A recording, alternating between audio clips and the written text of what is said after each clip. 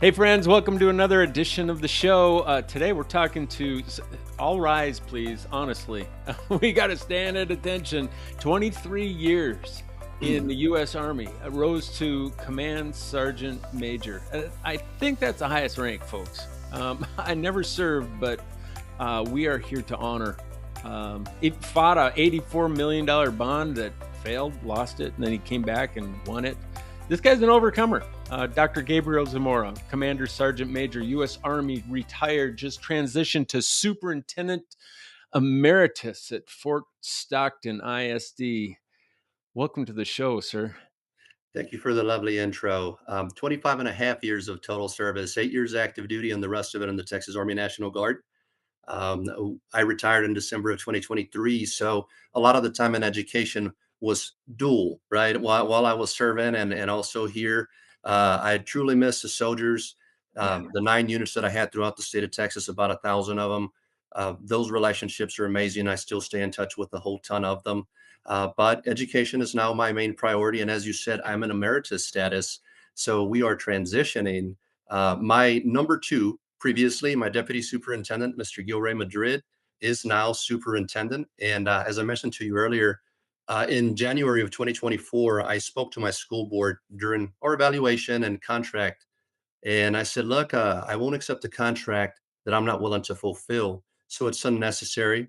And I won't take an extension because when our scores come out in May of 2025, I know where we're going to be. So then the only way that I'll ask for an extension is if we don't achieve said mission. And we came out and scored where we knew we were going to. And that's an interesting story. I'll get into that a little bit later. Truly fantastic. The 4.5 years that I've been here in Fort Stockton ISD. Let me pause you for a minute because most superintendents are going to give maybe a semester notice to their leave, but you gave 2 years 2 years notice with this understanding, this resolute understanding that I came here to fulfill a mission. Mhm. And I know at that time we're going to be at that point. I don't know that I've bumped into anybody doing the work, sir, that has had that much confidence and just resolute focus to that kind of mission. Wow. The small school district that I ran outside of San Angelo for a total of 6 years was on the verge of shutting down. They were a 4 year improvement required district. In 2016, we became the first school district in Texas, public school district, to implement a 4 day school day. And with that came our optional fifth day where students could come and do little extracurricular type activities, but it wasn't a true attendance day. And it was gorgeous. I'm very proud of what we were able to do there, but it kind of was something I had. It's a tough pill to swallow for you to say that what you put in place there doesn't work everywhere. And I don't think that enough people actually look at that. There's too many people that, oh, look at me, I'm an A, I've done fantastic. I'm like, your demographics are perfect. You're in a getaway to destination district. And that's what my old district had become. We had so many students that wanted to come and join us. And so at that point in time, I said, look, if I'm truly going to try to solve some of the problems that we face in public ed, we're going to have to go to a district that isn't ideal, that where we can't just pick and choose who we're going to educate. And at the time, the districts that were open, I took a shot and I landed Fort Stockton, which was in a pretty bad spot. COVID and everything was taking place. But I want to say that every single campus, although the data was hidden, was an F. There's a possibility that one of them was a D in our A through F system. Of course, it was masked. And today, now here's, and I don't know if we get off into this tangent or not. We're in F district currently, but here's the thing: we went into this understanding that what was going to happen. And when you look at our campuses, out of the campuses, I want to say that four of them are currently at the highest performance levels that they've ever had. You see, so there's a very different story. And we partnered with a virtual school, and I informed my school board, look, if we do this, we will fail. However, while other districts are financially struggling and in deficits in the state of Texas, we're going to make millions of dollars that we can implement directly here into Fort Stockton. And so it functioned. We went 2 years and made millions of dollars. Started a scholarship foundation for Wow. each of our graduating seniors. They can all earn $5,000. Just to finish and do what you're supposed to do, anyways. So So let's talk about your soldiers in the field that are looking at this new LinkedIn profile, boss. Going, what is this emeritus? What is this all about? Help me understand, because I think this is an interesting twist on what also is possible, Mhm. because succession planning is a real thing. There are a lot of districts that just get this altogether wrong. They hire a search firm that thinks that they're going to go about this the correct way, but they have a job to do. And once that person has the keys, job is done. Uh, Let's talk about how important and how intentional you are to this whole transition process. I won't get started on executive search firms because that's a mess in We're its. not sponsored by anybody. However, with the 2.5 year notice that I essentially gave the school board here, uh, even before that time, it was a preparation and mentorship thing in place. When I arrived here, there was one assistant superintendent. At our high point, we were at four. See, but all of that was in preparation for preparing everybody to take the next step. And that is a military thing. You're supposed to prepare the soldiers underneath you to take your spot.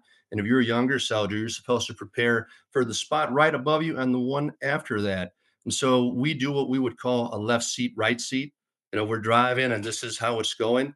And so as I approach the end of my contract, which would be June 30th of 2026, my board was kind enough to grant me all of my leave at the end of that if I'm still here. In discussions with them, we talked about a proper transition.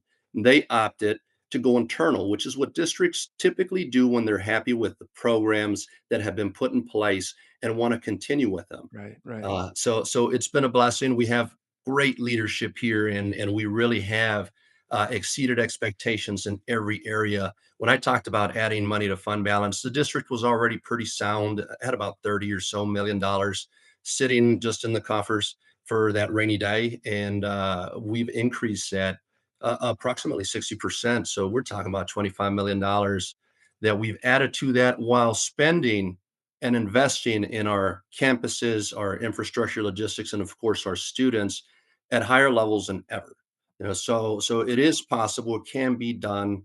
And one of the things that I'm most proud of here, I told you in the first year when we analyzed and I broke down what it is that was taking place, is our pay system, which I think is eventually going to have to be adopted by most school districts in the state of Texas and probably the country. I wanna get into the pay system. I think that's really, really important, but I wanna unpack this story, because my guess is you have always been a winner in life and all things leadership, but you took one on the chin.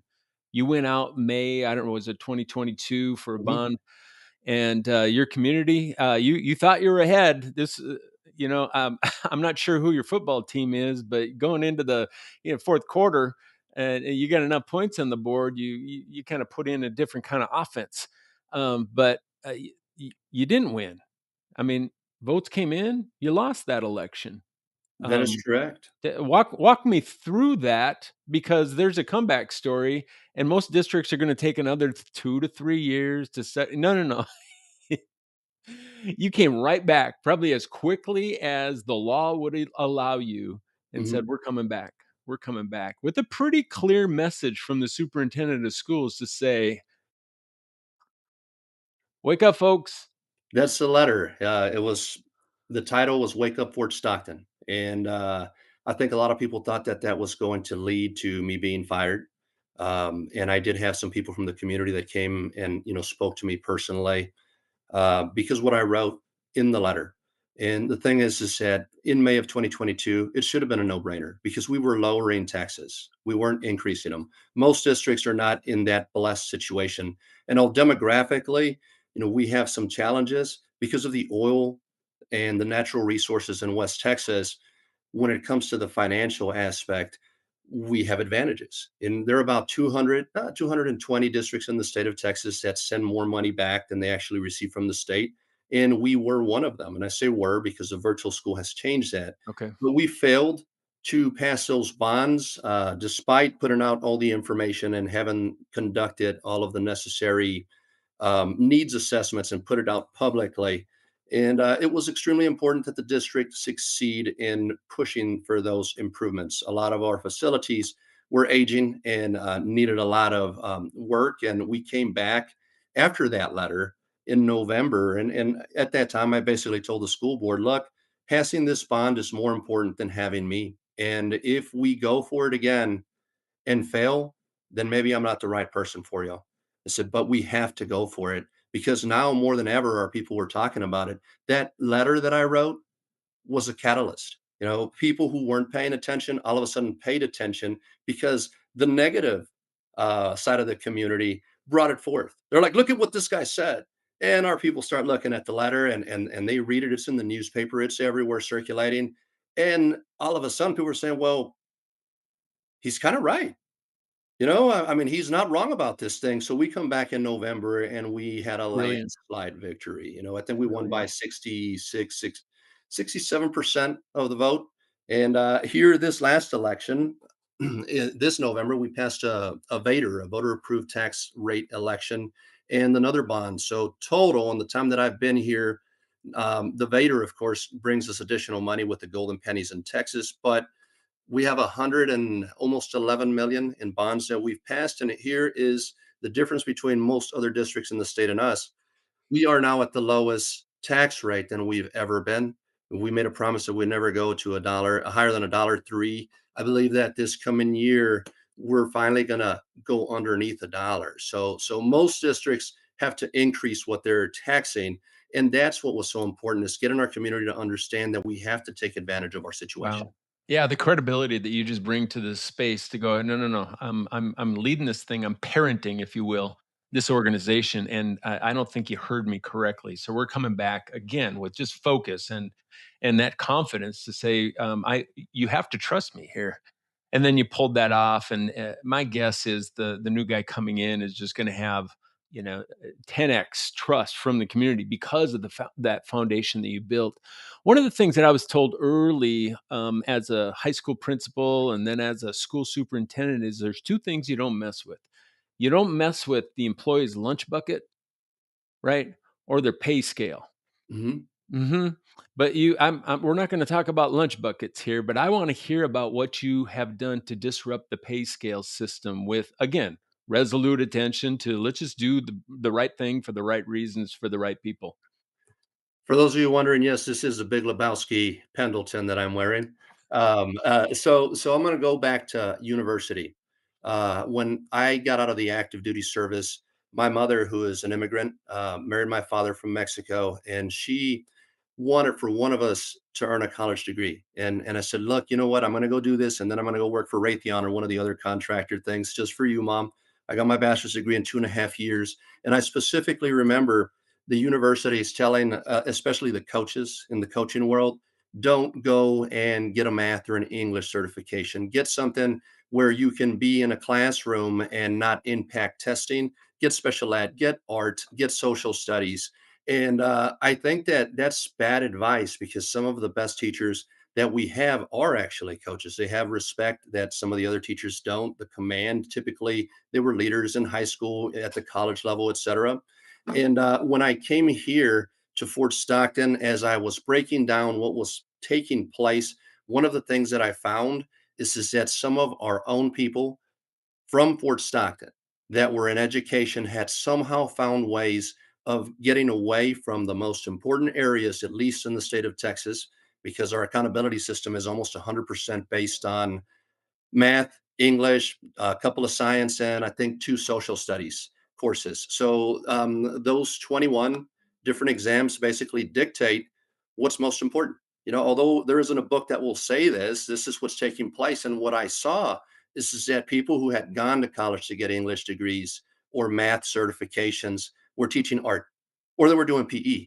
I'm like, why is this happening? And the reason is because they figured out that the extra 1,000 or $2,000 stipend they received to teach math wasn't worth the heartache. Because at the end of the year, if you only had 65% of your students that succeeded on the test, you were looked at as a failure.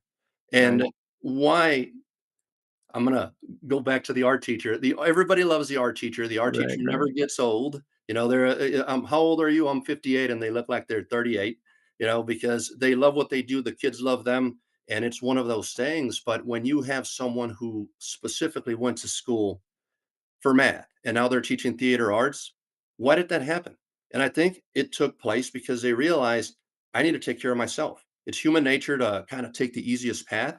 And so that opened up my mind to what it is that was going to be necessary. We needed to give those people and everyone for that matter a reason to walk into the fire, to go and take that algebra one bull by the horns and say, Yeah. "Yes, I can do this." And a $3,000 stipend wasn't going to get it done.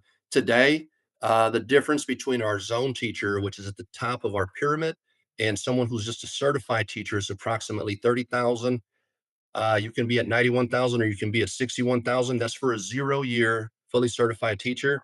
And that's not counting our teacher incentive allotment that the state of Texas has put in place, because we do have teachers here in Fort Stockton now, because we're currently in our 4th year of implementing the system, that are making 120 plus. And that isn't something that was possible in the state of Texas. And the way we had to do it was distributing the same pie that everybody has, but in different portions, Mm. right? Saying, look, you get to eat a little bit more because you're teaching that algebra one or that English two at the high school. And I'm sorry, I wish that we could pay the art teacher the 91,000 starting also. But if we could, we're back to the same place. It's all about choices. Mhm. If you're making choices that are best for students because your mission requires that, you have to, like you said, walk into the fire and just admit that this is going to sting for a while, and you're going to have to change some of the rules because the system is absolutely broken.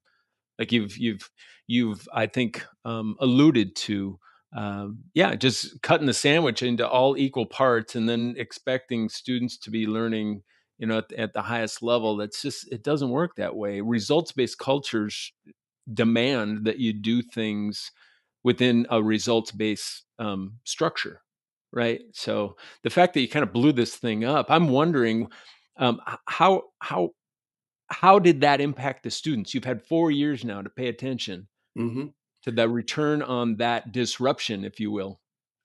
Well, typically, Fort Stockton ISD was somewhere near the bottom of Region 18 and how they performed overall.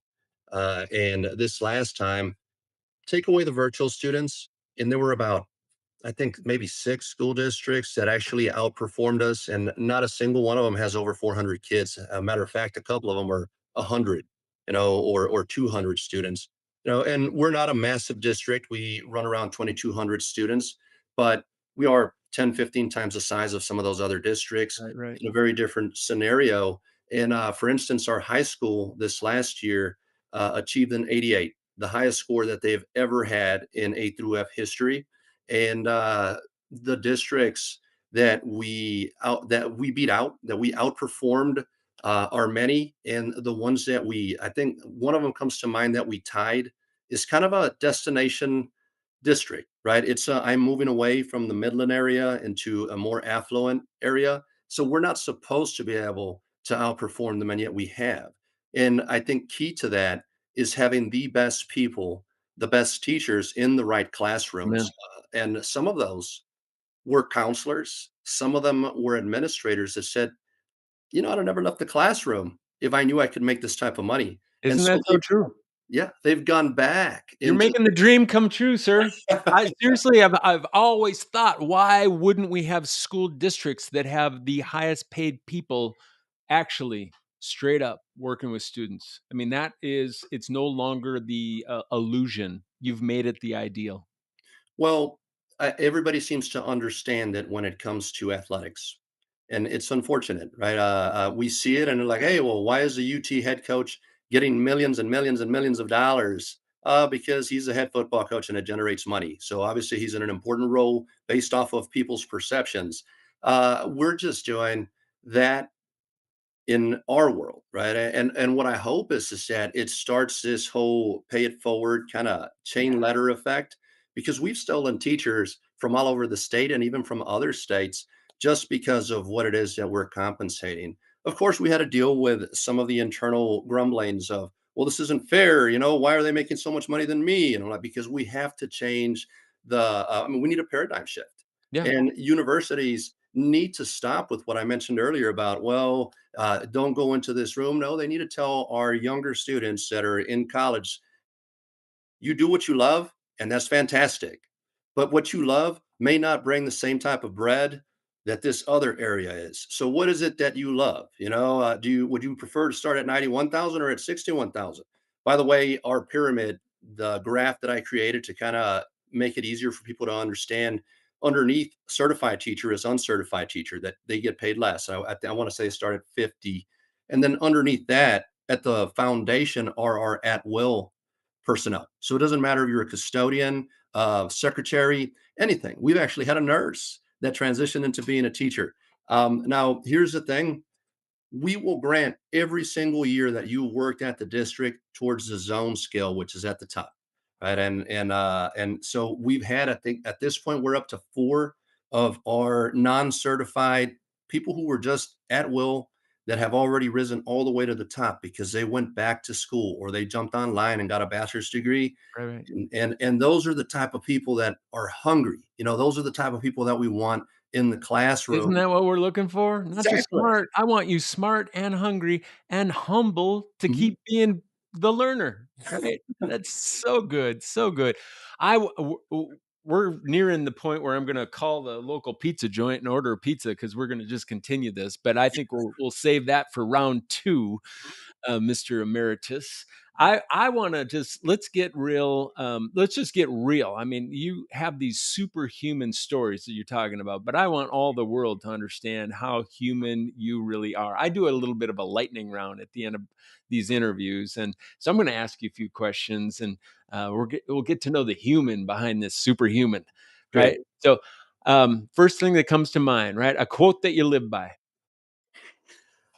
In my office and even here at the house, I've always liked that movie, The Gray, where he goes back to and he says, um, "My father wrote it," and it's a four-line poem, and I'm gonna see if I can say it. It says, Generalize it. Let's get the principle of it. "Once more into the fray, into the last good fight I'll ever know. Live and die on this day. Live and die on this day." Ah, That's it. And so uh, good. and and to me, what it means is, you know what? Do everything with conviction, even if it means that it's the end. And it's a lovely movie. I'm not going to say it's the best, but that particular aspect of it really resonated with me. Morning person or night owl? What are you? I'm going to say both, but Of course. recently I've been more of a morning person. Mhm. Name, an educator or perhaps a military leader who really shaped you. I'm going to lead with saying that sometimes some of the best teachers that I had were among the worst leaders that I ever worked for. You can always learn, and I learned exactly what not to do from some of those idiots. Pardon my language. No, that's why I went into education myself. But when it comes to spectacular leaders here in the state of Texas, I have a Command Sergeant Major Robert Nieto that kind of took me under his wing as a mentor. And when I was in the active duty, there was a gentleman I worked for whose name was Robert Akers. He was a first sergeant at the time, and both of them had a tremendous impact in my leadership style, and I learned a lot from both those gentlemen. Deep honor. Deep Mhm. honor. Whataburger or In-N-Out? Waterburger. There it is. Mhm. Alright. Best decision you ever made as a superintendent? That is an Oh, wow. Uh, I told my wife when I was at my old school district after 6 years there, I said, "I can stay here forever. I can retire here. I am perfectly happy. It doesn't matter that it's a smaller school district. They're treating us fantastic, and I can live with it." So, but what I can't live with is not taking the chance of going to a larger district where they have the challenges that I know can give me the opportunity to see if I can solve some of these problems. I'm a big time, not anymore, but when I was a kid and still to this day on occasion I'll throw down. I'm a big time chess player, and solving problems is something that I relish. And so I want to say that that's it, is choosing not to retire there. And at this point in time, is having the strength to give them 2.5 year notice and Yeah. say, look, it's time to put our family first. And if I can continue to be a soup, it'd be great. And if not, it's okay. I had a 10.5 year run. I'm working on a book that's going to detail some of these things. And more important to me now is getting close to our family. A few more questions. One lesson every army or from the army that every superintendent needs. Leaders eat last. I believe it became a book, right? Mhm. Yeah. Yes, I believe so. That's just one of those things is even with our central office personnel, sometimes people don't know because everything is relative. They don't know that you're sitting on this ivory tower uh, because you just complain. You talk to each other and everything is relative. And I'm like, look, if you went down and saw what's happening in the classrooms, or if you, instead of being here in central office, were at a campus, maybe you'd understand. And people don't reflect enough. They don't they're not considerate enough, maybe empathetic. We're all blessed, and I know that I'm definitely blessed. Uh, Yeah. it's It's a privilege, isn't it? it is. It's an Yes, honor. sir. It's Yeah. an honor, and it's something that I don't know. I think too many people are about me, just about me, and if you can go through our social media here. Most of the time, when you hear about me, or throughout the 4.5 years that I was superintendent, it was because I was taking the blame for something. Yeah. Something didn't Great quite work leaders out, do. and you know what? I'm gonna eat it, and we're gonna fix it. Whenever we succeeded and did some fantastic things, and we're still doing them, it was our people. It was my people who got it to happen. So, Best leaders look in the mirror when things go a little bit sideways, right? mhm, And they yes, look sir. out the window to give all the credit when things are going well. So you get that. A couple more questions. If you Yes, sir. weren't in education, boss, Mhm. what would you be doing? Making a lot more money. That's for sure. So I almost feel I'm kind of Forrest Gumpish like. When I joined the military, a buddy and I joined together, and he's an attorney today in the Corpus Christi area. But we joined to be mechanics.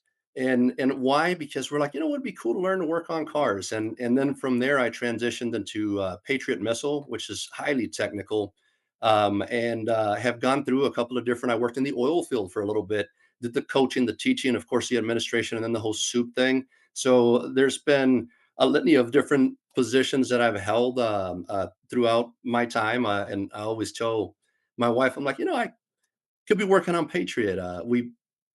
I ended up with an arcade machine that was given to me because I went to purchase an old classic Street Fighter II Championship Edition, and the guy's like, "I'll sell you this other one for $50." I'm like, "I don't want it." And he says, "Look, what if you just take it for free because it doesn't work?" And my wife's like, "Why'd you take it? You know it's broken." I'm like, "I'm gonna fix it." It's a challenge, She's like, right? "How in the heck are you gonna Yeah. fix it?" And it took me about 40 minutes or so since I didn't have schematics. I had to trace everything manually. And when I did, pull out the circuit card that was fried and solder in the new diode and turned it on, she was just like, "What in the heck? How could you possibly do that?" I'm like, "Yeah." Said, "Before you and I were married, there was a time where I worked on things like this that were a heck of a lot more complicated than an arcade machine from the 80s." Let's bring it back. One word for Fort Stockton, their future. One word or a Bright, short phrase. Say it bright. again. Right. Uh-huh. The Yeah. future looks bright. They will succeed, and I think I hung on here longer. I actually passed up some opportunities that were practically handed to me because I did not want for somebody to undo the pay system, since that graph is just a representation for people to kind of simply understand it, but there are all kinds of rules that are within it, and all of them have a purpose. And so I had to hang tight and say, look, I'm going to stay here a little longer than maybe I should, simply because I want to preserve this thing. And of course, it's going to be something that I talk about heavily in the book. Not the only thing, but one of them. Last chapter in the book, would you do it again? Last question. Would you do it again? 10 and a half years as a superintendent.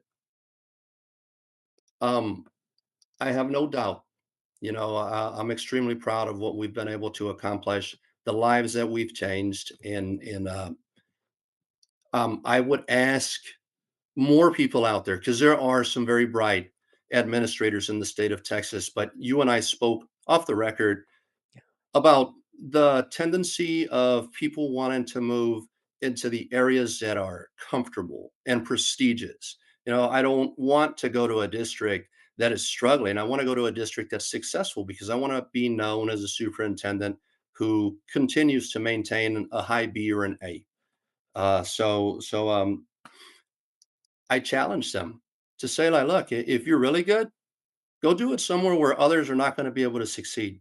Prove it. Help us to improve education. I did my hardship tours, both in the military, having deployed twice, and then in education. And as I said, I chose to come to a district that was struggling, because that's the only way that we're ever going to putting our best in the areas that need the most help is the only way that we're going to create things that will work everywhere. And the things that we've put in place here in Fort Stockton, because the pay system's one of them. Some of the other things, as far as scheduling, um, properly grouping students, all of those things play a role. And so that's why I say I challenge people to go to the districts that are struggling and Yeah. see if you can solve them. I'm gonna have fun titling this podcast. It's honestly, you are so differentiated from so many of the other humans that we've had on the show. Not to disparage anybody, but you are so well placed, Dr. Z, Command Sergeant Major. Yeah, it's just been an honor to spend some time with you today. And folks, I hope that you took a big, healthy gulp of what Mhm. we know. The world doesn't need any more leaders. I'm just telling you straight up. We need more leaders like this guy. So the mission matters more than our comforts. And that's what it's all about. Thank So you. Those are you some can very learn more about your district. Is it FSISD.net? That's correct, yes, Yeah, or just search Fort Stockton ISD, and, there it that is. that graphic representation is in, as you search through and go through employment into compensation plan, that pyramid is there. There. We present, I say "we" because, my deputy superintendent, now superintendent, and I presented together in San Antonio, at SLI, and then I presented in Round Rock at TREA, and then in Salt Lake City here in October for NREA. And all of them were heavily attended. And people are hungry to find these types of solutions. I'm going to say it, it's difficult, because you will face some resentment. There will be people, and some of them who are very valuable teachers, who say this isn't fair. But $61,000 starting is still better than most places in the state. 91,000 is just exceptional. Let's go. Mhm. Sir, thank you for giving us the ability to see what is actually possible. We got to scoop. Peace, friends. Thanks for joining Beautiful. us. Many today. blessings. All right.